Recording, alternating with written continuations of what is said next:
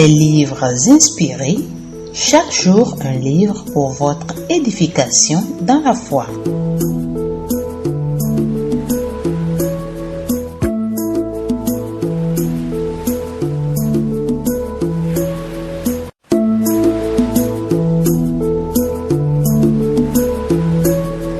Les livres inspirés, chaque jour un livre pour votre édification dans la foi. Bienvenue à toutes, bienvenue à tous sur votre émission Les livres des héros de la foi de ce jour. Nous allons vous proposer un livre très intéressant, un livre de notre Père dans la foi, Benny Hinn, un livre intitulé Bonjour Saint-Esprit. Vous aurez beaucoup à gagner en suivant la lecture de ce livre. Alors, nous commençons. Bonjour Saint-Esprit, Benny Hinn. Table des matières. 1. Puis-je réellement te connaître? 2. De Jaffa jusqu'aux extrémités de la terre. 3. Tradition, tradition. 4. Face à face. 5. Quelle voix entendez-vous?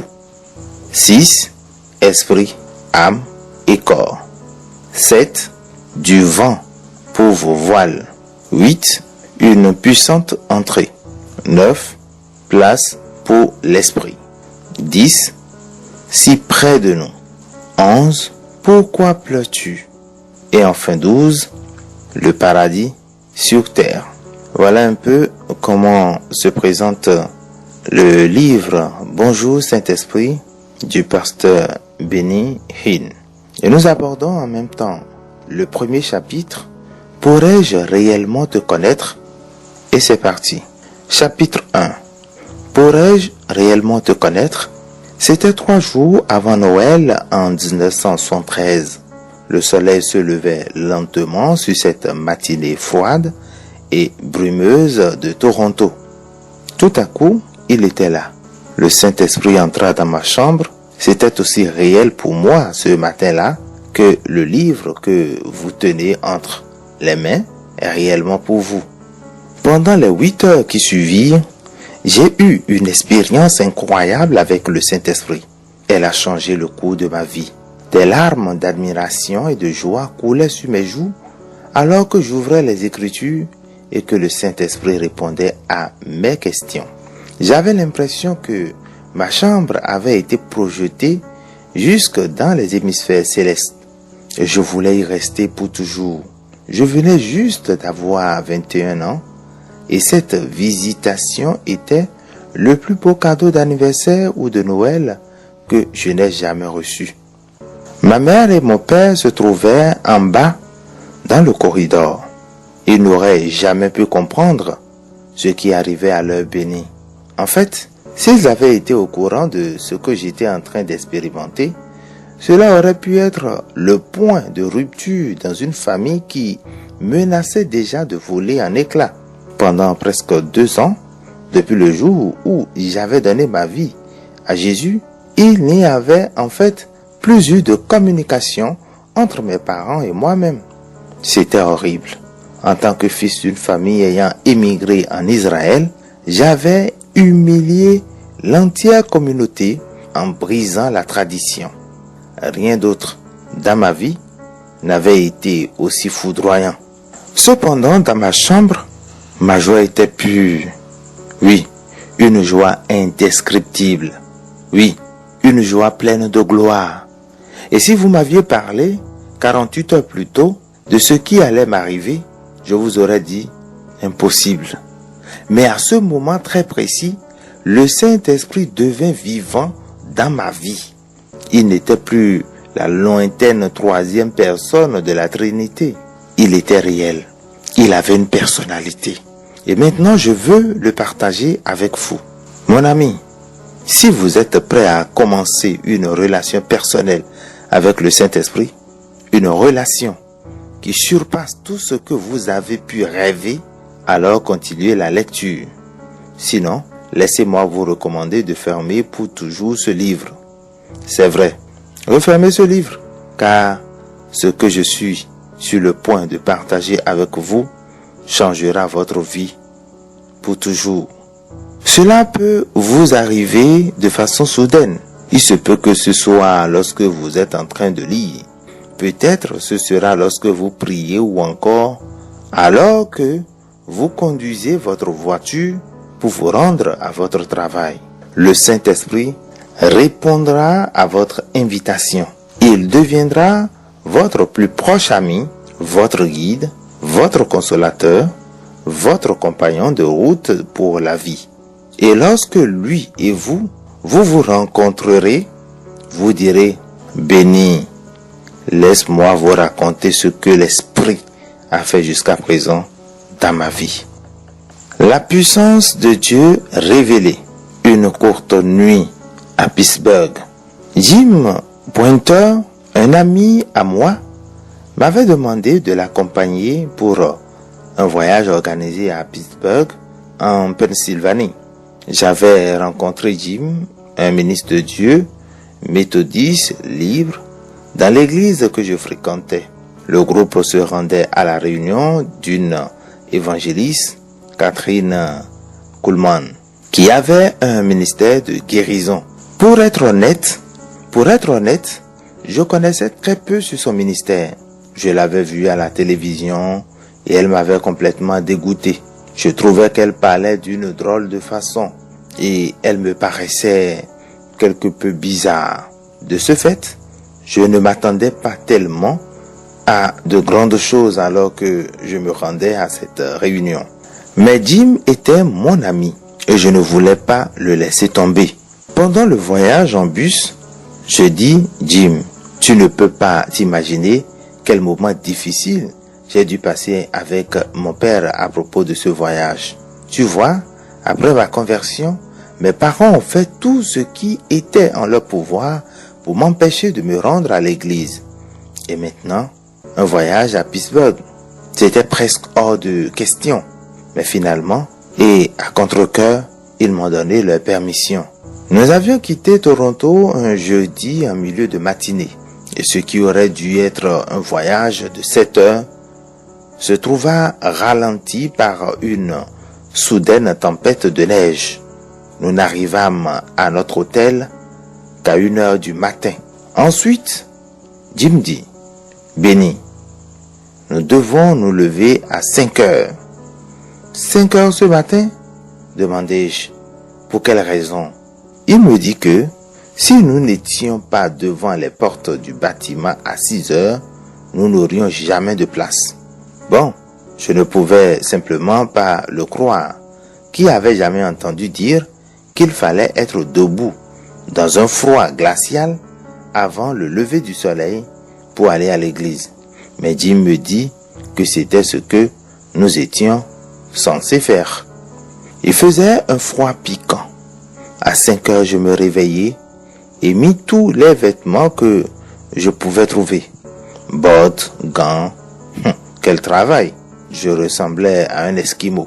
Nous arrivâmes à la première église presbytérienne au centre de Pittsburgh alors qu'il faisait encore nuit. Je fus surpris de voir des centaines de personnes qui étaient déjà là et la porte qui ne devait s'ouvrir que dans 2 heures. Être de petite taille a quelques avantages. Je commençais à me frayer un chemin en me rapprochant de plus en plus de la porte tout en tirant Jim juste derrière moi. Il y avait même des gens qui dormaient sur le seuil de la porte. Une femme me dit, ils ont passé toute la nuit ici et c'est comme ça chaque semaine. Alors que je me tenais debout là, tout à coup, je commençais à vibrer, comme si quelqu'un s'était saisi de moi et secouait tout mon corps. Je pensais, pendant un court instant, que cela provenait du froid mordant, mais j'étais chaudement habillé, et de toutes les façons, je n'avais pas si froid que ça. Un tremblement incontrôlable s'était emparé de tout mon corps. Rien de semblable ne m'était arrivé auparavant, et cela ne s'arrêtait pas. J'étais bien trop gêné pour le dire à Jim, mais je pouvais sentir mes propres os s'entrechoquer. Je le ressentis dans mes genoux, dans ma bouche. Que m'arrive-t-il? Monsieur, je demandai. C'est ça la puissance de Dieu? Je ne comprenais tout simplement pas. Course effrénée vers l'église. Entre-temps, les portes étaient sur le point de s'ouvrir et la foule poussait tellement vers l'avant qu'à la fin, je pouvais à peine bouger et ce tremblement ne s'arrêtait pas. Jim dit, Béni, lorsque ces portes s'ouvriront, cours aussi vite que tu le pourras. Pourquoi? Ai-je demandé. Pour être honnête, je connaissais très peu son ministère. Si tu ne le fais pas, ils vont t'écraser. Ils avaient déjà été ici auparavant et ils savaient de quoi ils parlaient et à quoi il fallait s'y attendre. Eh bien, je n'avais jamais pensé qu'un jour, je ferais la course pour aller à l'église. Mais voilà que j'y étais. Et lorsque les portes se sont ouvertes, j'ai démarré comme un sprinteur olympique, dépassant tout le monde, les vieilles femmes, les jeunes hommes, tous. En fait, j'arrivais à la première rangée et j'essayais de m'asseoir. Un volontaire me dit que la première rangée était réservée.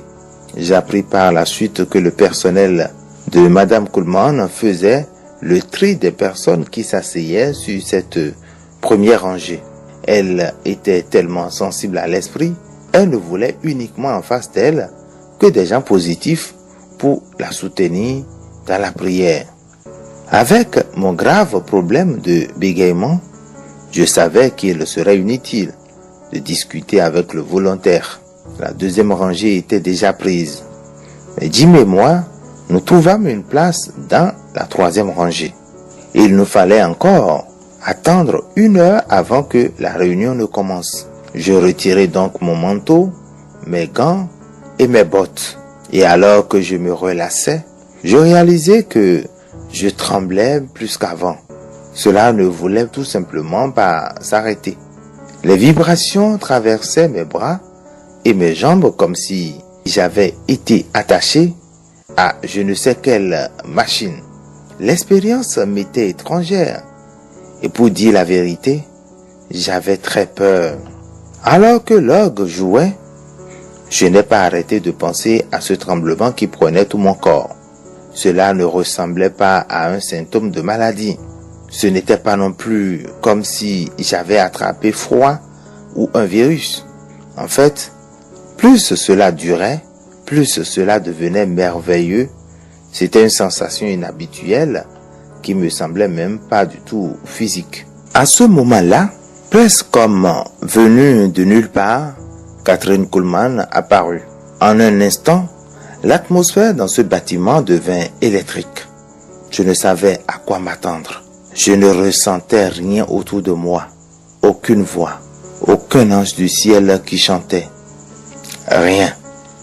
La seule chose que je savais, c'était que cela faisait 3 heures que mon corps était secoué par des tremblements. Ensuite, dès que les chants ont commencé, je me suis trouvé en train de faire une chose à laquelle je ne m'attendais pas du tout. J'étais debout sur mes pieds, mes mains étaient levées et les larmes coulaient le long de mon visage pendant que nous chantions Dieu Tout-Puissant. C'était comme si j'avais explosé. Jamais auparavant des larmes n'avaient jailli de mes yeux aussi rapidement. Vous parlez d'une extase. Je ressentais une gloire intense. Je n'étais pas en train de chanter comme j'avais l'habitude de le faire à l'église. Je chantais de tout mon être et quand nous arrivâmes à « De tout mon cœur, alors s'élève un chant », ces mots, pour ainsi dire, jaillit du fond de mon âme.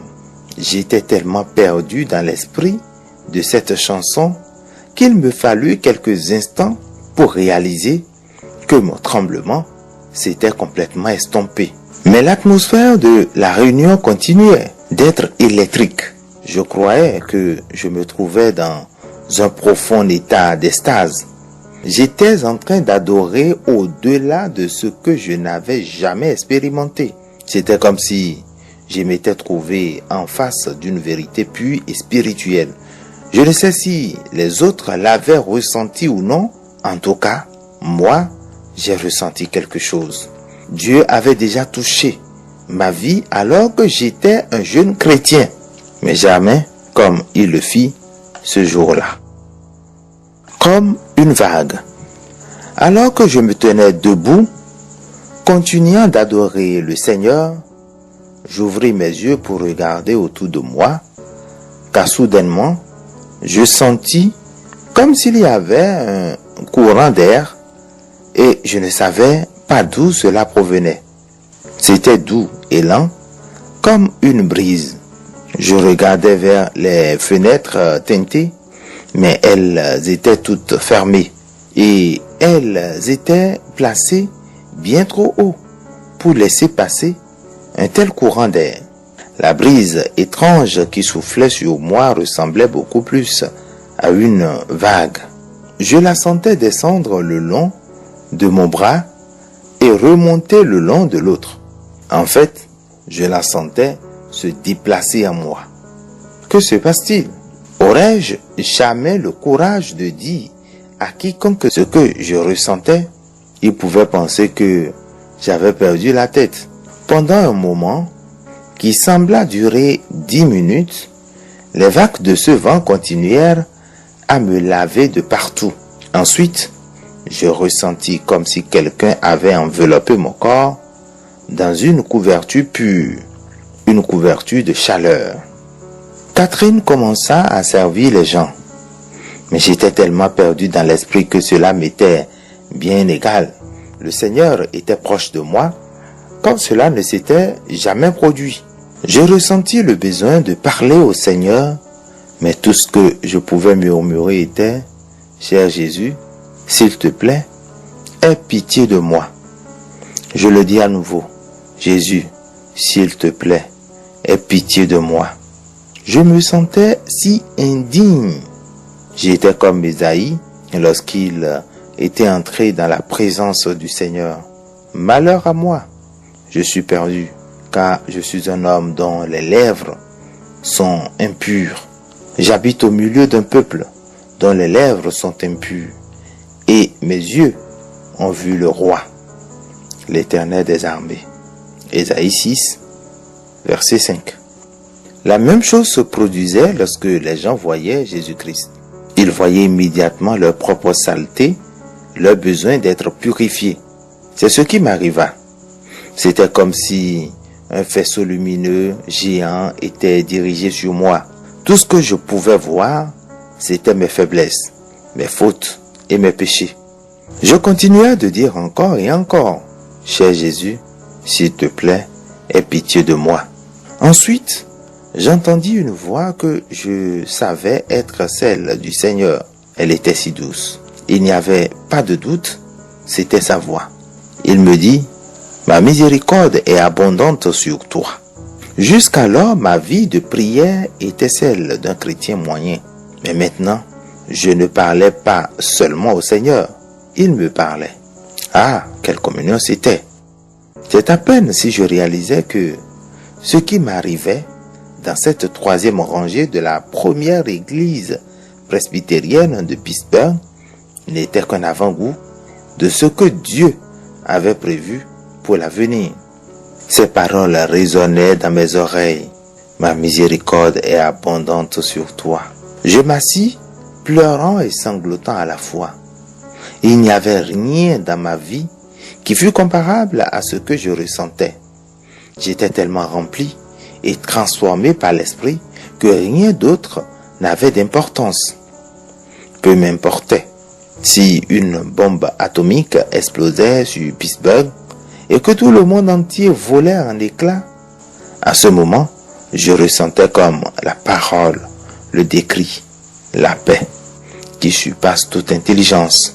Philippiens 4:7.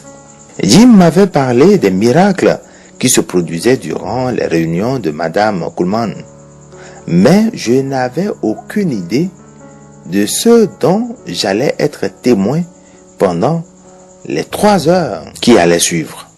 Des gens qui étaient sourds pouvaient tout à coup entendre. Une femme se leva de sa chaise roulante. On parlait de témoignages de guérison, de tumeurs d'arthrite, de maux de tête et d'autres maladies encore. Même ceux qui la critiquaient de façon virulente reconnaissaient que des guérisons authentiques avaient lieu durant ces réunions. Le service dura longtemps, mais le temps passa si rapidement. Jamais de ma vie, je n'avais été autant ébranlé et touché par la puissance de Dieu. Bien-aimés dans le Seigneur, c'est sur ces mots que nous allons nous arrêter pour ce premier numéro de ce livre. Bonjour Saint-Esprit. Je vous le rappelle, nous venons donc de commencer la lecture du livre Bonjour Saint-Esprit du pasteur Benny Hinn, un livre autobiographique que nous vous invitons à suivre pour mieux comprendre comment le Saint-Esprit, par le passé, a travaillé avec les grands hommes. Merci de nous avoir suivis et bonne suite des programmes sur Radio Philadelphie. Les livres inspirés, chaque jour un livre pour votre édification dans la foi.